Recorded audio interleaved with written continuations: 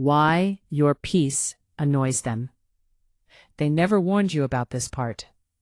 They told you awakening would feel like freedom, like clarity, like finally breathing. They didn't tell you that the moment you stop playing the game, everyone else panics. Because your peace doesn't feel natural to them. It feels like betrayal. Your silence sounds like judgment. Your calm feels like arrogance. Your freedom looks like insanity to people who are still negotiating with their cages. And here's the part that stings the most. You didn't attack them. You didn't leave in anger. You didn't rebel. You just stopped pretending.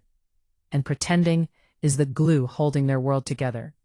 Awakening isn't becoming special. Isn't glowing. It isn't spiritual status. It's quieter than that. It's the moment you realize the self you've been protecting your whole life was just a story. Thoughts stitched together, memories rehearsed, roles memorized so well, you forgot they were costumes. And once you see that, you relax. You stop defending what was never real. You stop arguing with reality. You stop needing the world to validate your existence. There's lightness in that, almost humor. But to those still gripping their identity, your lightness feels like an insult. Because while they're fighting for control, you've laid the weapon down, and that makes you dangerous. You become a mirror, not because you want to, teaching, but because your stillness reflects their chaos. Your presence exposes their noise. Your calm reveals their addiction to drama. No one likes a mirror that doesn't lie. So they test you. They poke old wounds, resurrect dead arguments. Say the things that used to hook you, not to hurt you, but to prove your peace is fake. Because if they can pull you back into reaction, they can breathe again. But you don't react. And that's when fear sets in. Because now your peace isn't theory, it's real.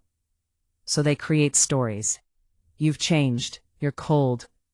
You think you're better. Something's wrong with you. Let them.